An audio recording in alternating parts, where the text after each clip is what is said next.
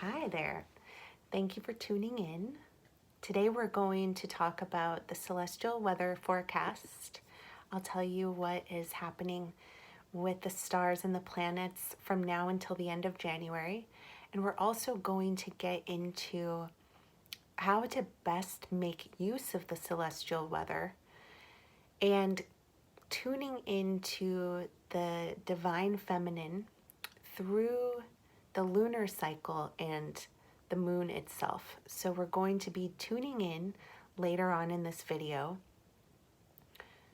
to the moon through prayer, through quiet, through pleasure and intention. You may have access to oils or stones that may be supportive of this experience, and I'll discuss which stones and oils I recommend for this ceremony. But you may also find that you don't have any of those things accessible and you don't need them. They're not required. So it's a nice add-on if they're available, and please don't worry if you don't have all the things that you want, because it's not really about all the things, although the things, when we have them, can be very supportive. What is needed is some space and some quiet. Also, just for you to know that at any time you can pause this and come back to it. What I'm going to do is read to you the current celestial weather and then some of what I have written up that was inspired really a lot by the activity that's happening in Capricorn and Aquarius. And from there, we'll go on to discuss the things that you could gather to prepare for a two-part ceremony. And that will include breathing and journaling. So let's go. Let's start with the current celestial weather. So yesterday, Mercury entered Aquarius and Venus entered Capricorn. Also, Mars on the 7th, January 7th, entered Taurus. Today is January 10th. Today, Mars is square both Mercury and Saturn. Both Mercury and Saturn are in Aquarius, and they are what is called conjunct, which means that they are together. They're lining up, which means that they're sharing energy with each other and with us. On January 12th, and again later on February 15th and then March 5th, Mercury will be conjunct Jupiter in Aquarius. On January 12th and January 13th, Mercury will be square Uranus. Mercury in Aquarius, square Uranus in Taurus. On January 12th at 9 p.m. Pacific time, the moon will be new, which means that the moon and the sun will both be lining up in the sign of Capricorn, and they will also be making a conjunction to Pluto. This energy goes from the evening of January 12th at 9 p.m. Pacific time all the way through, I'm going to say, January 14th. There is a beautiful transformative energy available. Pluto making the conjunction, or rather the moon and the sun both making the conjunction to Pluto, is inviting a very transformative experience of things that are of the Capricorn theme in your life. It also directly reflects to things that are of the Cancer theme in your life, as it is all happening directly across from Cancer territory. So if you have planets at 23 or 24 degrees Capricorn, this is definitely affecting you. And if you have planets in Cancer at 23 or 24 degrees, it's having a big impact on you as well. The same is said for Aries and Libra placements at 23 and 24 degrees, because they'll be making squares to planets that you have there. In general, this just does have an effect on the collective. It absolutely does. So whether or not you have those placements isn't important. If you do, that may validate your experience if the experience you're having in these current weather events is rather intense, or maybe even more intense than those who are in your orbit, okay? In your little environment, in your village or community. The new moon in Capricorn is inviting you to dare to hold yourself and the choices you make accountable. Okay? That's really important. That's basically the biggest takeaway from this entire video, is that the work that we can be doing with the moon at this time is around holding yourself and the choices you make accountable. And then through those choices that you're making, you're actually able to hold leaders and businesses, governments as well, accountable. All right? Okie dokie. Okie dokie, I did just say that. The 2 weeks before Mercury station's retrograde begins at the same time that Jupiter in Aquarius is squaring Uranus in Taurus, and that is January 15th through January 19th. So Mercury, once we begin to experience the time period that is the last couple of weeks of January, something to keep in mind is that Mercury will be traveling back through that territory and will actually get a chance to revisit some of what we experience at the end of January in February. And that gives us a lot of opportunity to really affect change and to try multiple ways of doing it. And the destiny point of Gemini right now, our collective destiny point of Gemini, is supporting being flexible, changing the plan if you need to, trying something new, learning something new, learning even from right within your small community. The answer could be with people that you live with or with your neighbor. The answer in many of these cases is going to be getting your needs met, making your purchases, focusing your energy and circulating your energy within your smaller, more local networks. January 20th. The sun will enter Aquarius, and on the same day, Mars will be conjunct the ruler of Aquarius, which is Uranus, in Taurus. That is bringing a lot of energy, a lot of enthusiasm, and maybe even explosiveness to the beginning of disruptor season, which is what I'm calling Aquarius season today. We've already been dipping our toe into the disruptor experience. As soon as this has been happening. Let's just say we've been in the age of Aquarius already. We've been moving into that realm, but it's going to have a completely different feeling over the next several years, because it's going to feel imperative to shift what you have been doing. And disruption is one of the methods for shifting the big collective boat that we are. It's not an easy feat. It's not easy at all. On January 28th, the moon will be full in the sign of Leo at 11:16 a.m. Pacific time. On January 29th, Venus will be conjunct Pluto in Capricorn. On January 31st, Mercury will station retrograde, begin to move backward. At least from our perspective here on Earth, it appears to be moving backward. A note about some of the more slower moving celestial weather. The south node of the moon is still in Sagittarius. The south node of the moon representing the collective unresolved karma that we are up for resolving at this time. So these things are coming through. They're surfacing in our experience for us to resolve them. Houselessness is one example of this unresolved Sagittarius energy that needs to be and wants to be. The energy is inviting us to resolve these issues.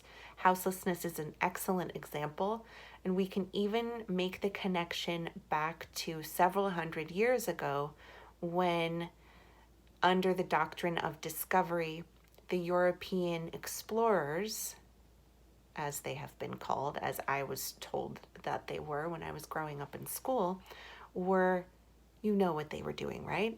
They were going to different lands. They had the approval of the church under the doctrine of discovery. They could take what they want. They could settle where they wanted to, all in the name of God and progress. And so when indigenous peoples of land became displaced as a result of the behaviors of the European explorers coming through and doing work, and then the settlers coming through. And this is obviously didn't only take place in the United States, but has taken place all over the world in the name of God. That is some of the unresolved karma that we are here to participate in resolving. And that's up right now. And part of the solution for that, as I mentioned earlier, is in Gemini territory of actually really taking care of the local community. And I have seen examples of that in many ways here in Portland. One way that I see that represented is through the free food pantries and fridges that we see throughout town, and how groups of people here in the Portland area are working together to attempt to get other humans' basic needs met where the government and corporations have been failing to do so. The corporations haven't been paying enough. The government has been allowing corporations to do all kinds of things and letting them off the hook repeatedly at the expense of our collective well-being. So that's up for resolution, okay? Let's see what else we have here. We still have the, also for tuning in more to what is up for being resolved, pay attention to where the ruler of Sagittarius is, and that would be Jupiter. And I talked to you before about where Jupiter is, so you can rewind and listen to that again if you want. And then when thinking about the destiny point, take a look at what Mercury is up to. And it's pretty cool that Mercury and Jupiter are actually working together right now. So rewind if you want to tune into that with that new perspective. Pluto continues to be in Capricorn. The Capricorn area of your life is in the areas of career, worldly attainment and accomplishment, integrity, reputation.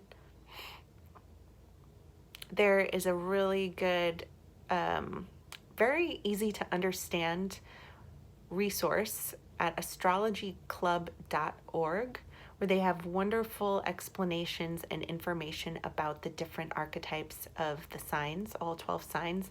They also have great information about the houses in astrology as well that you might like to check out. Here is what I wrote down when I was tuned into the chart, the weather. I was looking at the chart, I was looking at the ephemeris, and I was writing, and here's what I wrote down. Here we go. Sun in Capricorn with Venus and Moon early this week. Mercury just left Capricorn after being partnered with Pluto on 1-5. We saw this strategizing, networking, which is Mercury, on a deep, dark level, which is Pluto, about government, which is Capricorn, and blow up Jupiter convention, Capricorn/Aquarius, with shocking, unsettling disruption at the capital to what we thought made us feel secure. This disruption is stirring up what we have buried. It's liberating our awareness to affect social change. This is 2021, a reallocating of resources, understanding of ownership and use of global resources. Restrictions and lack will come as lessons to correct, adjust, guide our use of resources. Abundance is not a myth. There are records of civilizations who lived well in abundance, partnership, and harmony with each other and the earth. The new moon in Capricorn is conjunct Pluto, and there is a beautiful invitation here. Participate mindfully.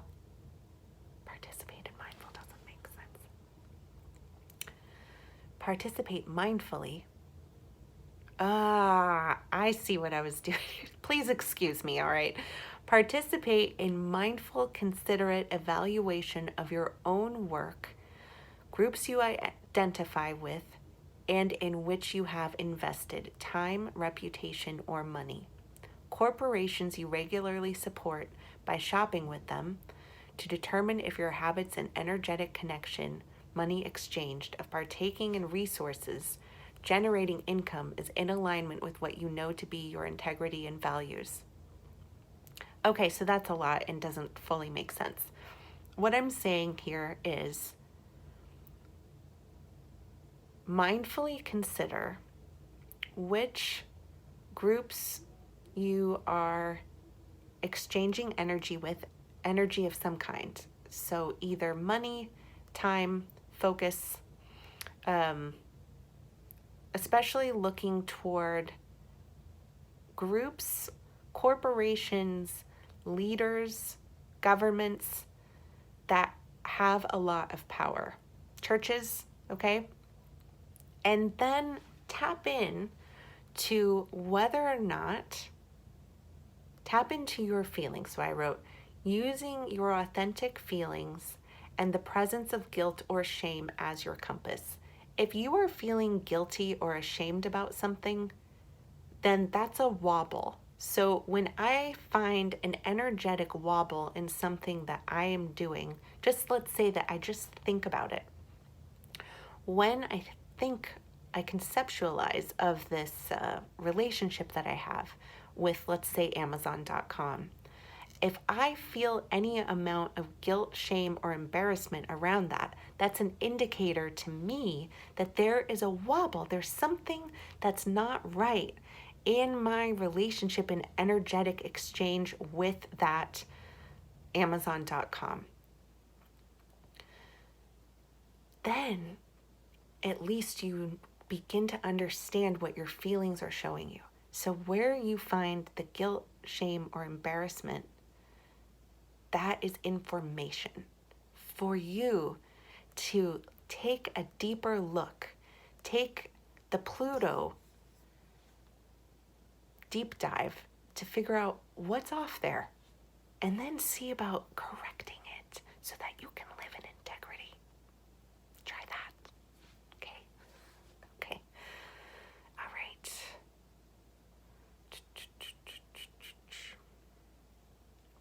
In liberal, progressive, and Democrat groups, there is a lot of talk as though human life and quality of human life is valued by these groups. But if we take a look at reality, how many people's needs are actually being met in this country when those groups are in power? How many Americans experience physical, emotional, mental, and energetic wellness? It's a little animal or something outside my window. I think it's a squirrel. Be honest. Hold yourself and businesses, political leaders, groups, organizations accountable. Hold yourself accountable for the choices you are making. Where you have a choice, hold yourself accountable for the choices that you are making. Break up with Googling it and start using an alternative internet search engine like DuckDuckGo. That's one small thing you could begin doing, just to break up with some of the ways that you have been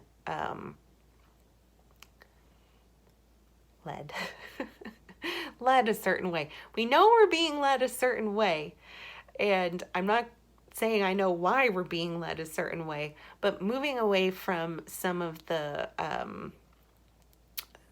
digital conglomerates would be helpful. So breaking up with Googling it and instead even using the language of an internet search instead of saying Google it, right? So I did an internet search to find out if it what the weather is like in Bend right now. I did an internet search to find out if they have the Lego Minecraft set at Bricks and Minifigs, okay? So whatever, you get the idea, right? Using the language, stop using the G word if you can, just to disconnect from that a bit. DuckDuckGo is an internet search engine that I like. Shopping locally at small businesses is a great way to vote with your dollars, and taking time to learn if you're okay with voting with your dollars for various businesses. Stay in your lane. Do not take responsibility for others' work. So the ask here is for you to take responsibility and accountability where you have a choice and in the choices that you make, and where you do not, to fucking let it go. But do communicate to your political leaders, and do be a pain in the ass of speaking up. Okay, thank you. Okay, we're gonna shift gears a little bit here. We're gonna lead up to a ritual that will be asking for help from our ancestors and guides, but I'm losing my lighting. Okay, it's a 2-part ceremony. It's all here. I don't